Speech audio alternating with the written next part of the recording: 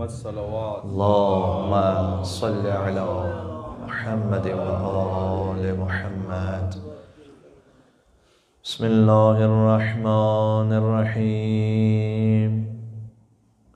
اللهم إني أسألك وأتوجه إليك بنبيك نبي الرحمة محمد صلى الله عليه وآله يا أبا القاسم يا رسول الله يا إمام الرحمة يا سيدنا ومولانا إنا توجهنا واستشفعنا وتوسلنا بك إلى الله وقدمناك بين يدي حاجاتنا يا وجيها عند الله اشفع لنا عند الله يا أبا الحسن يا أمير المؤمنين يا علي بن أبي طالب يا حجة الله على خلقه يا سيدنا ومولانا إنا توجهنا واستشفعنا وتوسلنا بك إلى الله وقدمناك بين يدي حاجاتنا يا وجيها عند الله اشفع لنا عند الله يا فاطمة الزهراء يا بنت محمد يا قرة عين الرسول يا سيدتنا ومولاتنا إنا توجهنا واستشفعنا وتوسلنا بك إلى الله وقدمناك بين يدي حاجاتنا يا وجيهة عند الله اشفعي لنا عند اللہ. آج جنت البقیع کی قبور کو مسمار کر دیا گیا. 8 شوال جو قبر بی بی فاطمہ الزہرا سلام اللہ علیہا سے منسوب قبر ہے. مادر سادات مادر امام زمانہ عجل اللہ تعالیٰ فرجہ الشریف، ان کی قبر مسمار ہے. آج نہ وہاں قبر پہ کوئی چراغ جلانے والا ہے، نہ کوئی روشنی کا اہتمام ہے، نہ کوئی زیارت پڑھنے کی کسی کو بلند آواز سے وہاں اجازت ہے. میں صرف اتنا عرض کرنا چاہوں گا کہ جب جنت البقیع میں ہم جاتے ہیں تو دل ایسے مغموم ہو جاتا ہے کہ کس کے پاس جا کے درد دل کریں. وہاں پر 4 اماموں کی قبریں مسمار ہیں. امام حسن مجتبیٰ علیہ السلام، امام سید الساجدین زین العابدین علیہ السلام، امام محمد باقر علیہ السلام، امام جعفر صادق علیہ السلام، ائمہ علیہ السلام کی قبور مسمار ہیں. اور ایک بات اور بسا اوقات ذہنوں سے مومنین کی محو ہو جاتی ہے، میں کہہ دوں فقط ائمہ کی قبر نہیں، وہاں پر مادر ابو الفضل عباس بی بی ام البنین سلام اللہ علیہ کی قبر بھی وہیں مسمار ہے. سینکڑوں اولیاء کرام صحابہ کرام کی قبور ہیں.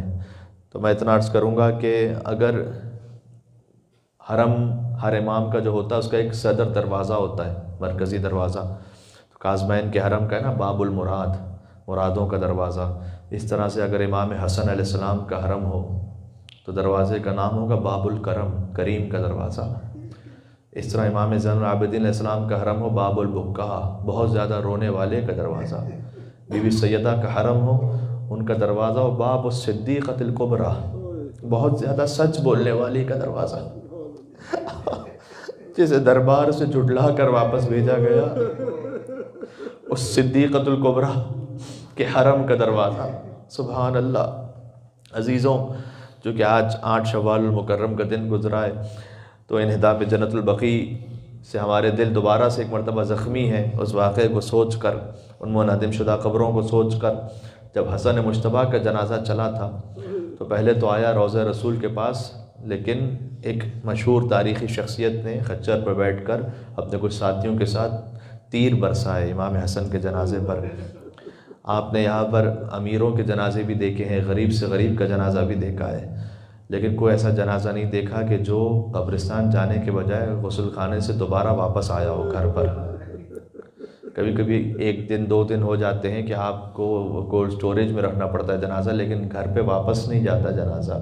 امام حسن علیہ السلام کا جنازہ، اتنے مظلوم تھے امام حسن علیہ السلام کا، جنازہ واپس پلٹا. بی بی زینب نے اگر پوچھا ہو کہ بھیا حسین، میں نے تو سفید کفن دیا تھا، یہ سرخ کیسے ہو گیا؟ ہائے ہائے ہائے. اس وقت بی بی زینب نے امام حسن علیہ السلام کے جنازے سے تیروں کو نکالا. میں ہاتھوں کو جوڑ کر عرض کروں گا کہ اے بی بی، آپ کے ایک بھائی کے جنازے پر تیر تھے، کربلا میں ایک بھائی کا جنازہ تیروں پر تھا، آپ نے مدینہ میں تیر نکال لیے، کربلا میں کیوں نہ تیر نکالے؟ تو شاید بی بی کا جواب یہ ہو کہ مدینہ میں زینب کے ہاتھ کھلے ہوئے تھے. کربلا میں بی بی کے ہاتھ گردن سے بندھے ہوئے تھے.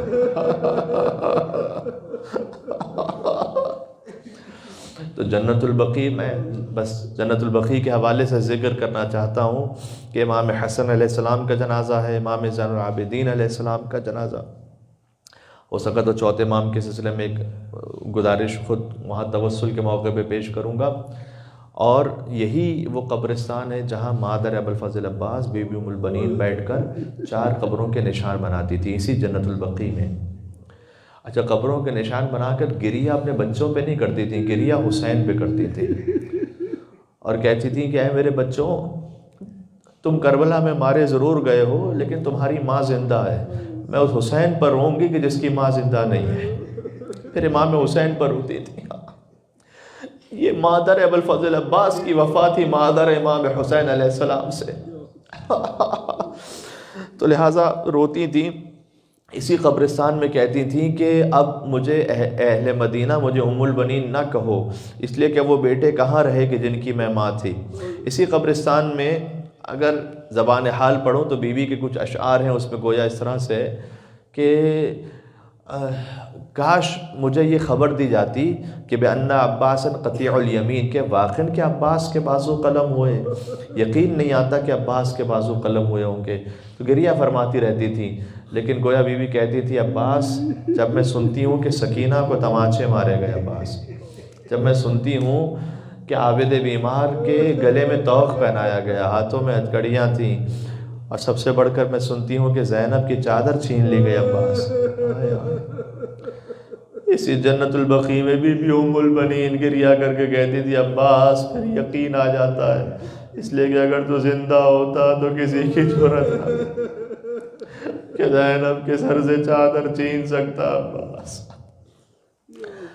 منہدم شدہ قبور میں جو پہلے امام حسن مجتبیٰ علیہ السلام، ان کا توسل پیش کرتے ہیں.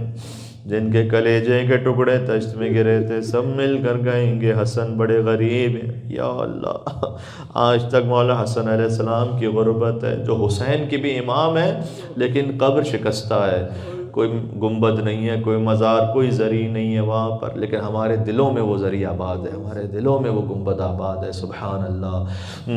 یا ابا محمد یا حسن ابن علی ایوہ المجتبی یا ابن رسول اللہ یا حجت اللہ علی خلقہ یا سیدنا و مولانا انا توجہنا واستشفعنا وتوسلنا بک الی اللہ وقدمناک بین یدی حاجاتنا یا وجیہا عند اللہ اشفع لنا عند اللہ۔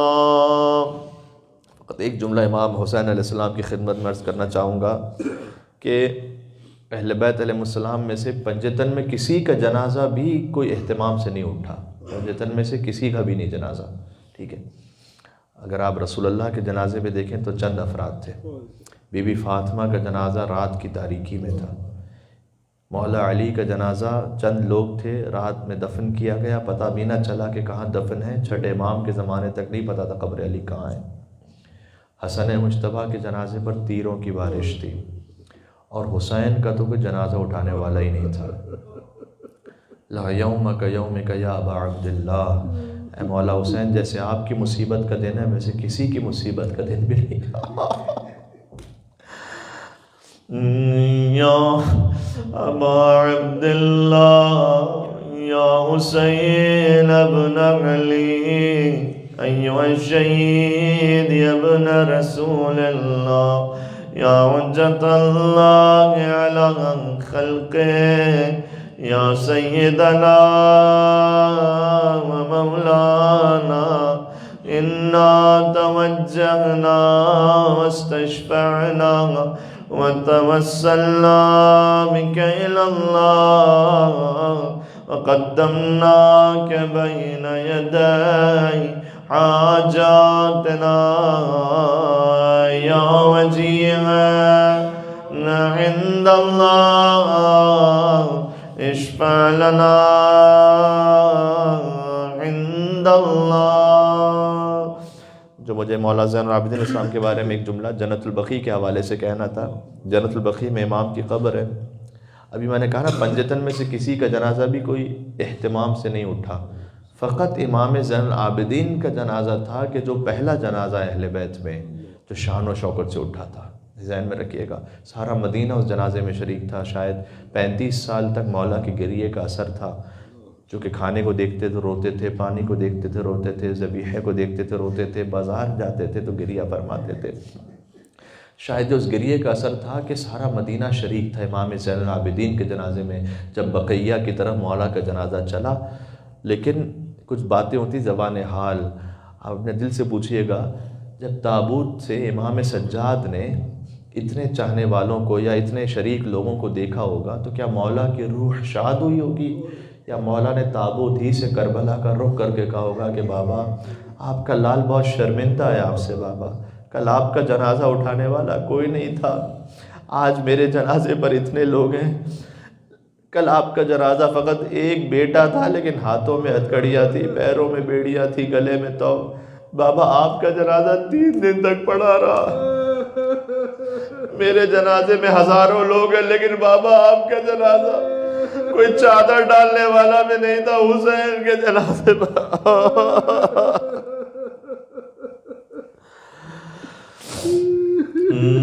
یا ابا الحسن یا علی ابن الحسین یا زین العابدین۔ جنت البقیع کو سوچ کر اگر پڑھ سکیں مولا کی قبر جو امام حسن کے ساتھ ہی ہے، ایھا السجاد یا ابن رسول اللہ یا حجت اللہ علی خلقہ یا سیدنا و مولانا انا توجہنا واستشفعنا وتوسلنا بك إلى الله وقدمناك بين يدي حاجاتنا يا وجيها عند الله اشفع لنا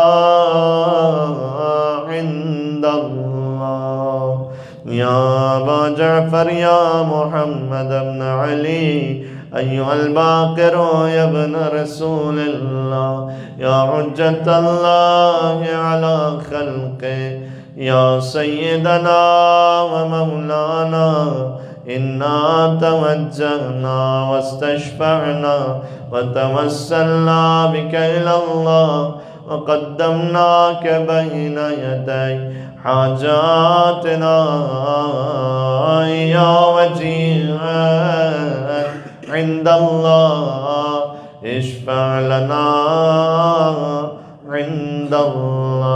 आखिरी मजलूम इमाम जो जन्नतुल बकी में, ये ख़ुद इमाम की मजलूमियत है कि छठे इमाम के बाद कोई इमाम भी मदीना में दफन नहीं हो सका।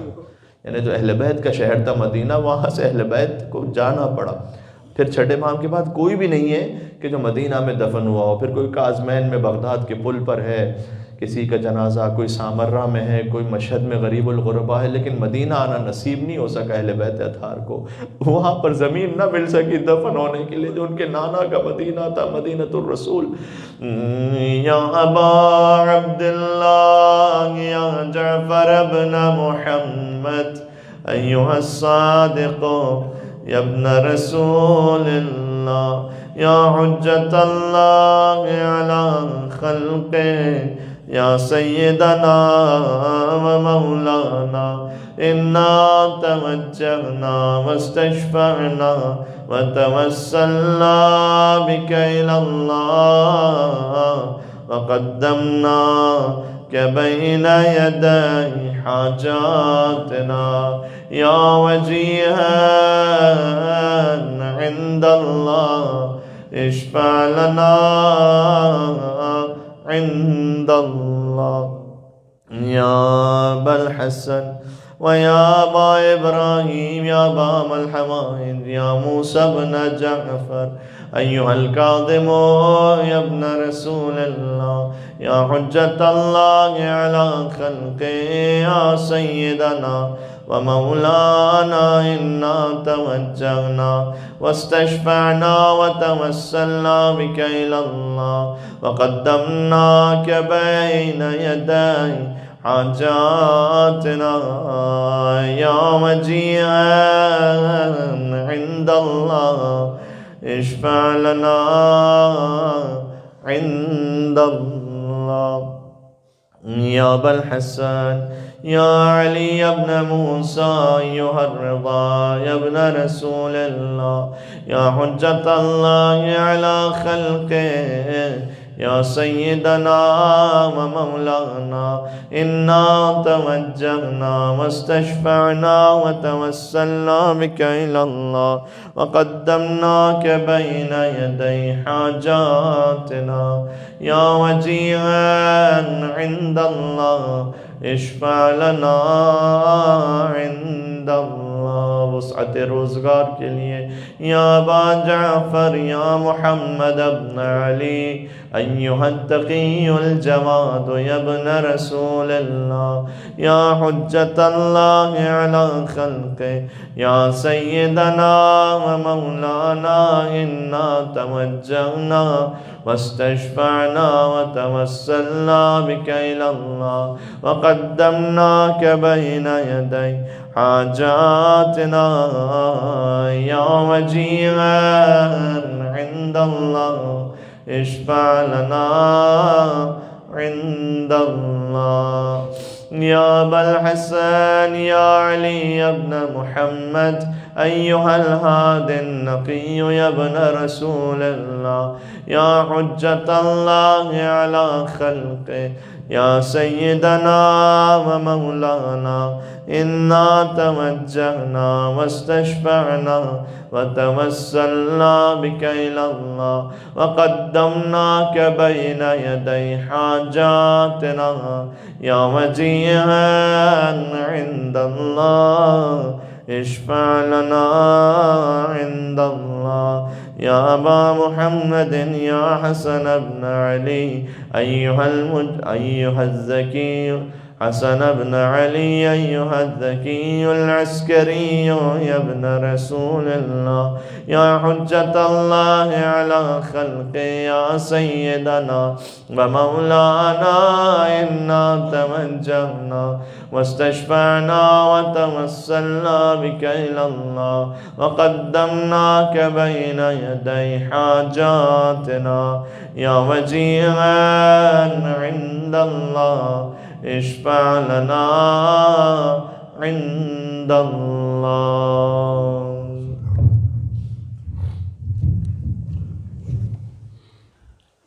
इसी तरह يا وسيع الحسن والخلف الحجة أيها القائم المنتظر المهدي يا ابن رسول الله يا حجة الله على خلقه يا سيدنا ومولانا إنا توجهنا واستشفعنا وتوسلنا بك إلى الله وقدمناك بين يدي حاجاتنا يا وجيها عند الله اشفع لنا عند الله. اللهم صل على محمد وآل محمد. يا سادتي وموالي إني توجهت بكم أئمتي وعدتي ليوم فقري وحاجتي إلى الله وتوسلت بكم إلى الله واستشفعت بكم إلى الله واشفعوا لي عند الله واستنقذوني من ذنوبي عند الله فإنكم وسيلتي إلى الله وبحبكم وبقربكم أرجو نجاة من الله وكونوا عند الله رجائي يا سادتي يا أولياء الله. صلى الله عليهم أجمعين ولعن الله أعداء الله ظالميهم من الأولين والآخرين آمين يا رب العالمين. اللهم صل على محمد وآل محمد.